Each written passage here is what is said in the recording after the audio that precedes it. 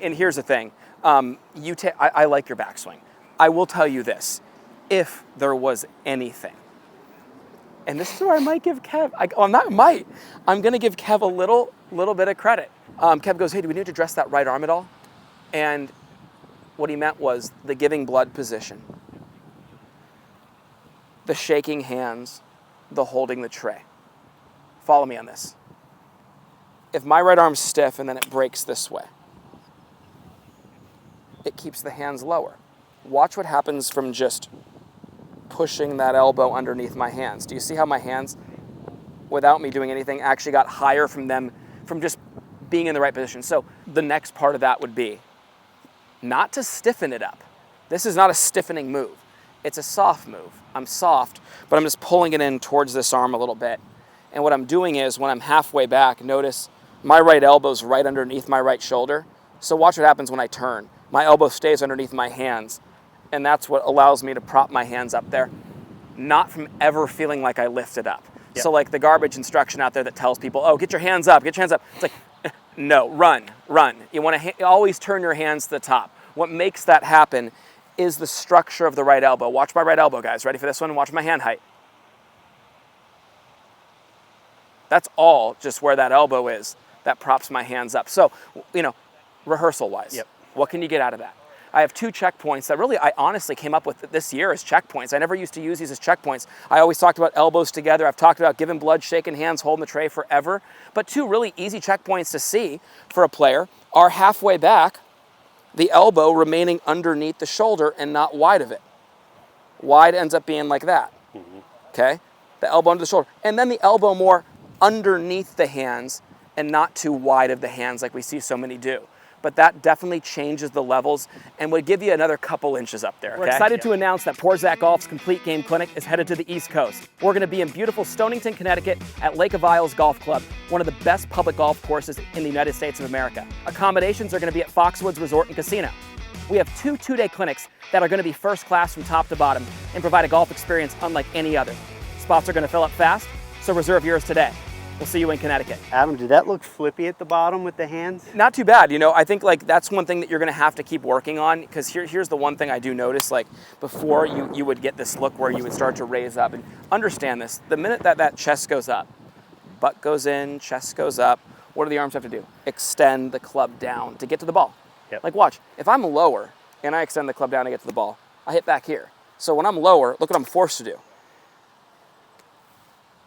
Right? Yep. But the minute that I am in this position and I'm up, I would miss the top of the golf ball. So, for you, the lower you'll stay in it and the more your hands move. Let's define what in front of the body is. Right side. The more my hands stay in front of my body, the combination of staying in your posture and doing that, that's the anti-flip. That's the left arm dominant swing. A lot of people find a lot of success who've tossed it with their right for so long, feeling the left be dominant, because it's really impossible to just do that. It's really hard when you're pulling the handle through, right? Yeah. So, for you, if you watch here, and that's where slowing it down will help you. Just getting here and going, okay, hip and chest. Left shoulder back to right foot. Left hand pulls the handle through as I rotate that left hip back behind me, okay? Yep. Go to the top of the swing now. Beautiful, okay? So here's gonna be the key. As these guys come down, this guy's opening up, and then you're hitting that wall simultaneously as this guy reaches maximum. Yep. The maximum point back there. Good. Now, hey, stay right there.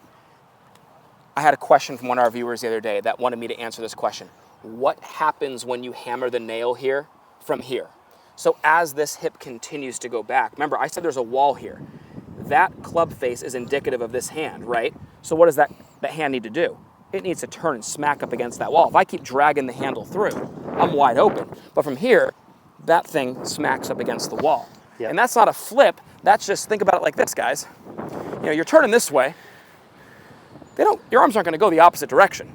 They have clockwise rotation for a right-handed golfer with that direction of your body's turn. Well, guess what they have to do on the way back? They got to get back there. So when I hammer that nail in the wall right here, it's, yeah, but watch, as I keep that left hip moving back, the back of that hand smacks up against that wall too.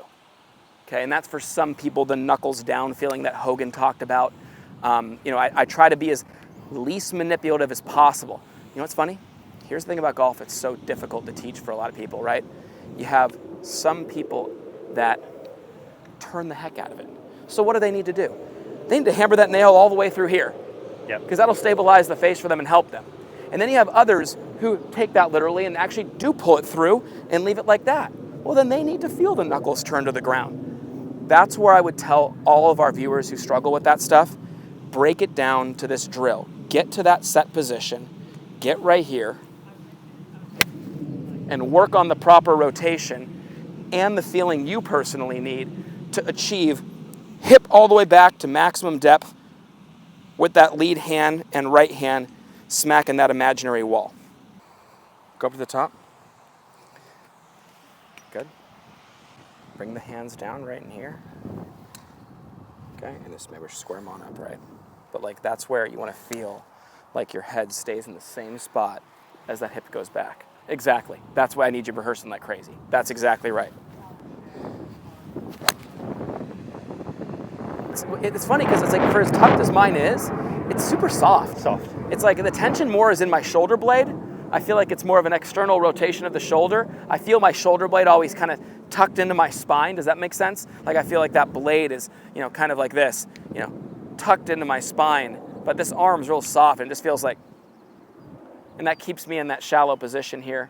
Also keeps my hands in front of my body center. I'm trying to feel, I used to do this. You're doing a great job of that. Now I would continue to work on that feeling. Yes. I would continue to work on, like heel pad, pushing down slightly, trigger fingers and thumbs up. Like that's the feel. And you want to do that if you want to keep, because I know you can handle all of it. Yeah. Do you do that with the arm soft? Everybody go halfway back. And see how I'm keeping it more in front of you here. Yeah. Turn to the top. See how I'm keeping it right here. Yeah. And then look where it is on the way through. And then, you know what I mean? Yeah. Oh, dude. These are so much better now. At Porzak Golf, we take a lot of pride in having developed some of the best and most consistent golf swings on the planet. We do this through simplicity. Our Full Swing Masterclass will take you on a step-by-step, easy-to-understand process on how to get your golf swing better than ever. Join the many before you who've utilized our Full Swing Masterclass to take their games to the next level and beyond.